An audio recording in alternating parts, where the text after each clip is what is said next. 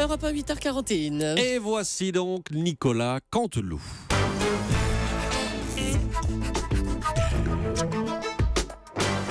C'est presque de l'info, c'est la revue de presque de Nicolas Canteloup.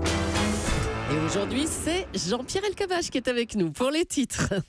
Eh ouais, salut Gelé, salut Maxo. Oui, c'est moi, Jean-Pierre, le plus grand. J'ai pas besoin de vous le dire, mais je le rappelle quand même, le plus grand politologue vivant sur cette planète qui vient conclure cette semaine événement, disons-le, cette semaine événement politique pour parler du président tout neuf, du gouvernement tout neuf, du Parlement tout neuf. Il vous fallait un Jean-Pierre tout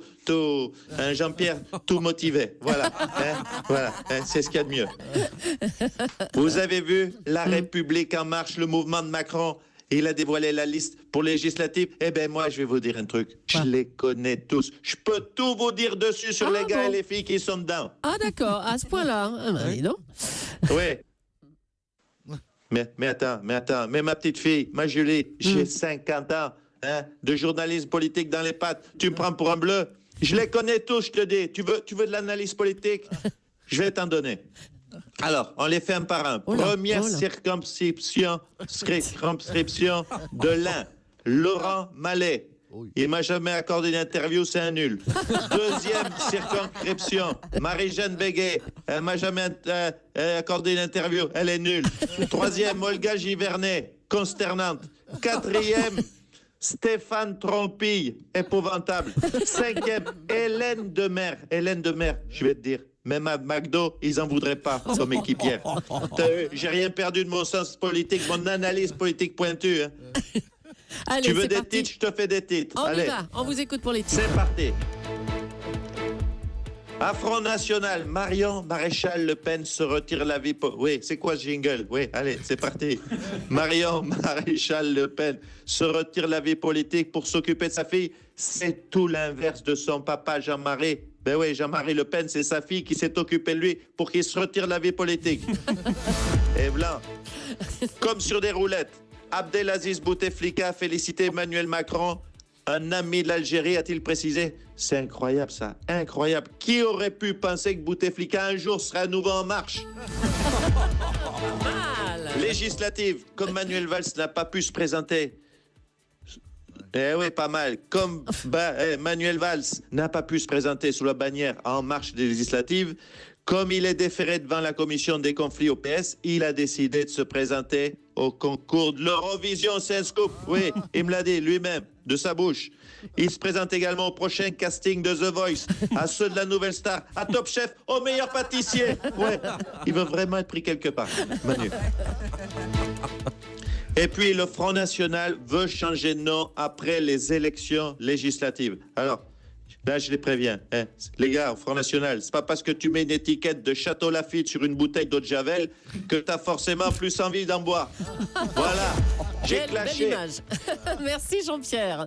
François Hollande quittera donc le pouvoir Je vous embrasse. dimanche. Mais nous aussi. François Hollande quittera le pouvoir dimanche. On va l'accueillir tout de suite. Bonjour, Monsieur le Président. Oui, bonjour. En effet, je passerai le pouvoir, comme vous dites, des potrons minés, sans chichi ni bile visée. Oh, mais pourquoi vous parlez comme ça, Monsieur Hollande? Attendez, je parle comme Macron. Hein. S'il faut utiliser un vocabulaire de 1832 pour être populaire, eh bien, je le fais. Hein. Saperlipopette. Et vous avez prévu quelque chose de spécial pour cette cérémonie? Mais écoutez, cher Leclerc, cher Maxime Tech, je voudrais partir en musique. Emmanuel Macron a fait son entrée au Louvre sur l'hymne à la joie. Eh bien, pour être cohérent avec mon mandat, j'aimerais faire ma sortie et partir sur un hymne à la noix. J'ai donc très naturellement pensé aux sardines de Patrick Sébastien. Vous connaissez, sur les serrés, au fond de cette boîte, chanter. Bon, je ne vais pas aller plus loin, mais vous aurez la surprise. Hein. Est-ce que vous pensez que les Français vont vous regretter, Monsieur Hollande? J'en suis certain. J'ai déjà cher Gilles Leclerc, reçu beaucoup de courriers me demandant de rester. Des lettres multiples. Stéphane Guillon, Gaspard Proust, Laurent Gérard, Patrick Tipsit. Tiens, d'ailleurs, qui a pleuré en écrivant l'adresse, tellement il était triste de mon départ. J'ai tout le théâtre des Deux-Ânes, tous les comédiens du théâtre des Deux-Ânes qui m'ont écrit. Mais ceux que vous citez là, ce ne sont que des humoristes. Il n'y a que Très des bonne humoristes. analyse, cher. Très bonne analyse. Mais vous savez, pour perdre Hollande, pardonnez-moi de parler de moi à troisième personne, pour un humoriste, c'est comme perdre une jambe pour un joueur de foot. Hein. Ça va être moins simple pour tirer les pénaltys. Hein. On a quasiment travaillé main dans la main, les humoristes et moi, il faut le savoir. Alors, est-ce que vous avez un conseil pour Emmanuel Macron qui est en train de composer son gouvernement là? Un conseil. Vous savez, j'ai toujours su m'entourer de nuls pour briller au milieu de la médiocrité. Une seule fois, Monsieur Cabrol, Monsieur Suitec, une seule fois, j'ai pris un bon. C'est Macron et il m'a carotté ma place. Donc, si j'avais un conseil, Oui. je lui dis, pense surtout à ne pas prendre un seul bon. Alors, vous avez dîné avec Angela Merkel lundi, mais vous avez aussi dîné avec le roi du Maroc et Jamel Debbouze. Le menu est dans Paris Match d'ailleurs. Langoustine à la coriandre, turbo au bouillon de homard, fromage, gâteau de printemps. Eh ben. Vous savez, ces langoustines à la coriandre m'ont fait énormément de bien. Je vais enchaîner du coup d'autres rendez-vous de ce standing en cette fin de semaine. Je peux vous dire, je vais en faire des dîners d'adieu, des brunchs d'au revoir, des goûters de bye-bye, des soupers de ciao. Ça ne va pas arrêter. Bonne chance pour votre nouvelle vie, Monsieur Hollande. À bientôt. Merci. La liste de candidats aux Je vous législatives. garderai un croissant d'un brunch. S'il vous plaît, oui, merci beaucoup. La liste des candidats aux législatives publiée hier par En Marche n'a pas l'assentiment du MoDem. François Bayrou, qu'est-ce que ça veut dire au juste ça?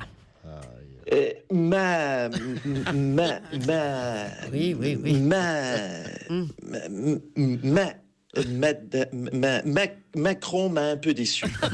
Je lui ai apporté mon soutien et lui, il m'a niqué.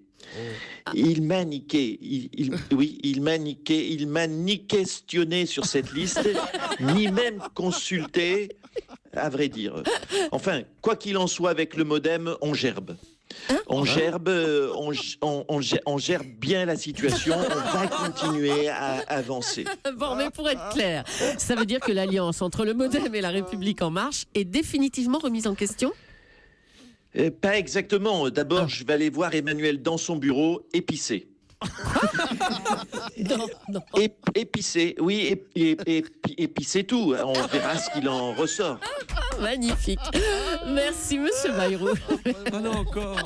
Encore, Maxime, vous en voulez encore du Bayrou? Mais non, c'est pas prévu. Ah là, j'en ai plus sous la casquette. Lundi promis.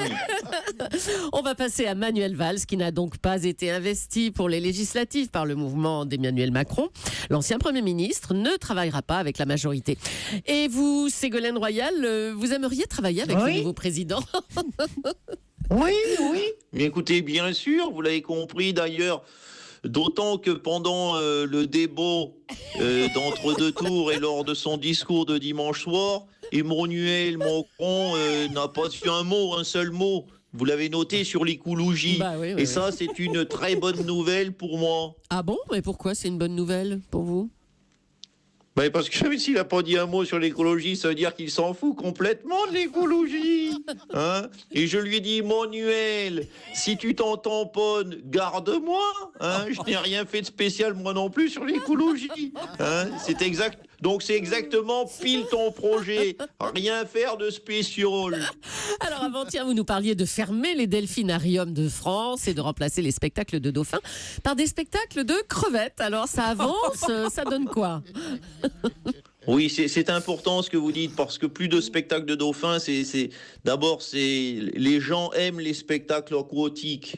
Hein, il y a beaucoup d'emplois qui sont concernés, des parents qui aiment les spectacles, des enfants qui se passionnent pour ces spectacles de dauphins. Donc il y avait urgence de remplacer par un autre animal aquatique, nous l'avons dit, les crevettes. Sauf que la crevette, après avoir fait quelques essais avec, j'ai appelé des experts, est un peu réfractaire. Hein. Donc nous avons pensé à un autre animal, un autre être vivant aquatique pour ces spectacles, le bulot. Nous avons essayé le jonglage avec ballon sur bulot, qui ne semble pas être probant. Le bulot n'est pas joueur, Madame Julie. Hein. Contrairement au Switek, le bulot n'est pas joueur. Le bulot est un peu hermétique à son entourage et aux applaudissements du public. Hein. Et le bulot refuse.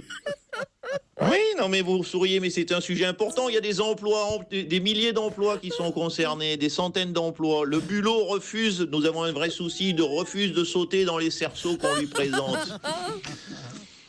Donc nous allons, après réflexion et quelques concertations avec les experts, s'entourer d'un autre animal spécialiste du saut en cerceau pour assurer le spectacle. Ah bon, on peut savoir lequel alors, quel animal? Le tigre.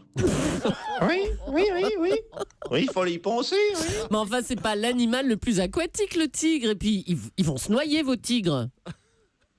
Très bonne analyse, effectivement, ils vont se noyer. Disons, les premiers sûrement, vous avez raison. Mais au 10e tigre qui va se noyer, je pense que le 11e qui arrivera sur la plateforme va commencer à comprendre et va tenter une petite brasse ou une nage indienne, enfin quelque chose. Bon, bah d'accord, on est impatients de voir ça. Merci Ségolène Royal. Et on rappelle qu'il y a un petit décalage avec Nicolas qui ne se trouve pas en France ce matin. Il est en ligne avec nous. Merci à Nicolas Canteloup qu'on retrouvera en direct dès lundi matin.